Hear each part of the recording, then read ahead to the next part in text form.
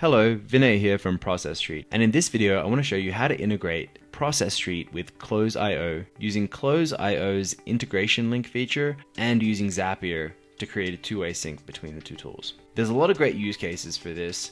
The one I'm going to show you is running a BANT sales qualification process. This is a process that we run on every qualification call.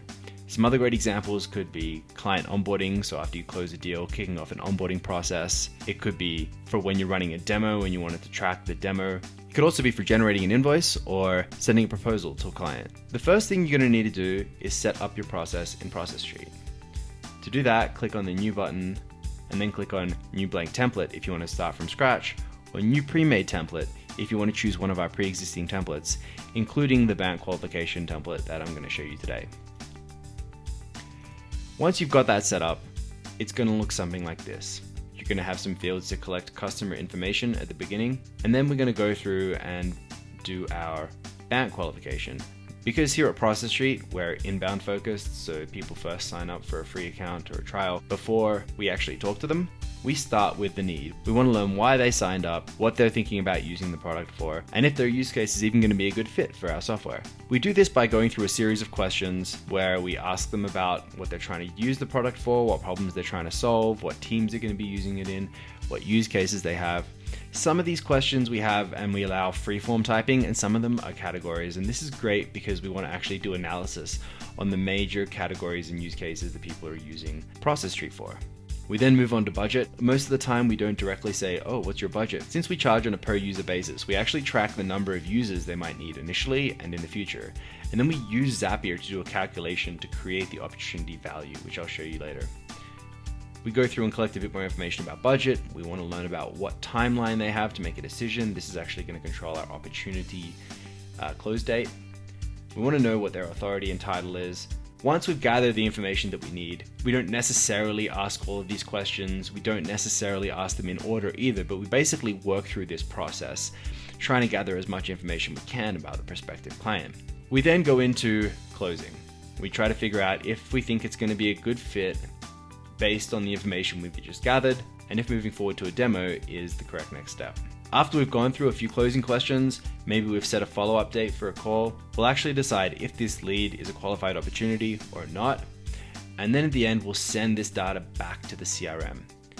So you can see this is a pretty lengthy process, but it makes doing the qualification call much more structured. It makes it much easier for us to add additional SDRs, and it creates consistency across the CRM, because instead of trying to teach each SDR that every time something happens, an opportunity is created, it needs to be configured in this way, and this needs to be set, and they need to use the yearly value instead of the monthly value times 12 for the opportunity, etc., I can actually program all that logic in.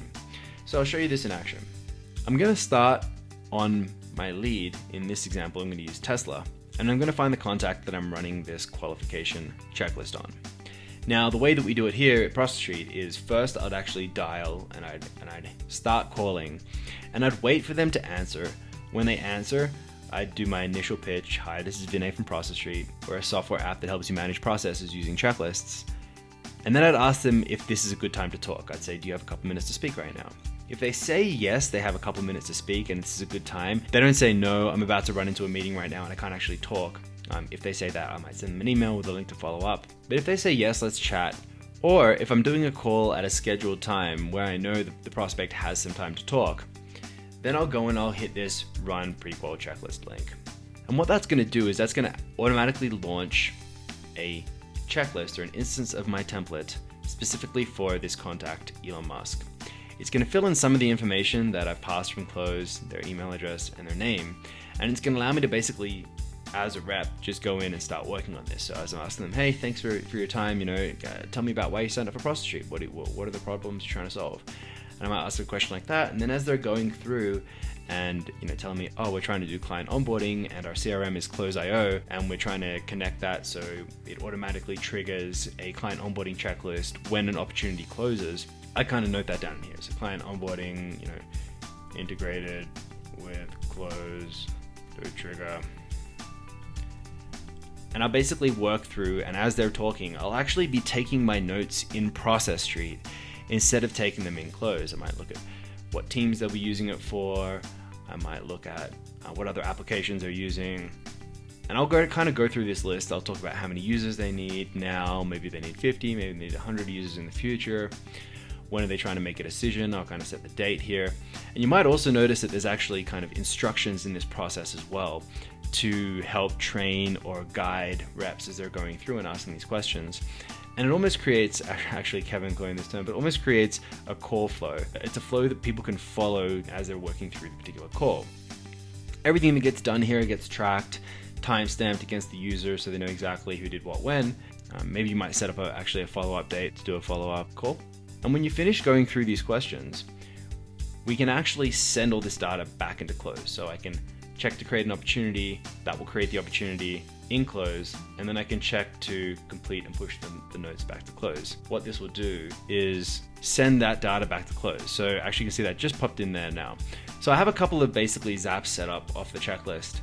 So when I first run the checklist, it'll create a note in close that says, hey, this checklist was run, here's the information on the checklist. And then as I go through and I send back the opportunity to close, it does the calculation, it figures out what the annual contract value is based on the number of users I put in. It configs tasks for me automatically. So it basically sets up a follow-up task and sets up a task saying that, hey, an opportunity was created.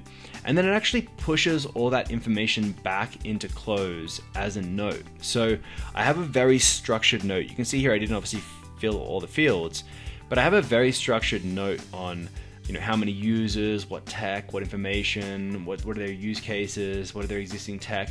And not only do I have a note with all the information I need, but it's structured and broken down in a question and answer type of format. So that's great. That's a lot of value there. We're building our notes, we're building our opportunities, we're building our tasks, etc. But what's cool is obviously beyond the way of just being able to train and control the consistency in those calls and in the call flow is I actually have this data now as structured data. So if I go back here to my template and I go to overview, and I've blurred out some of this because this is actually our real data, but I can actually see and I can look at which tasks were completed, and then I can look at the data. So I can start to say, okay, what are the use cases? And I can export this to CSV, and I can actually look at, what are the most common use cases that people are using? What are the other platforms that people use that they might want to integrate with? What's their decision date? What's their average decision date from the time of the call? And I can start to get a really nice kind of overview of the information that is coming in, and it's structured in a way that I can actually do analysis on and run reports on instead of it being locked in handwritten notes against the different contacts. So it gives me a lot more ability to do analysis of my calls or to give me an overview of what clients are being onboarded or whatever's going on using the process that way.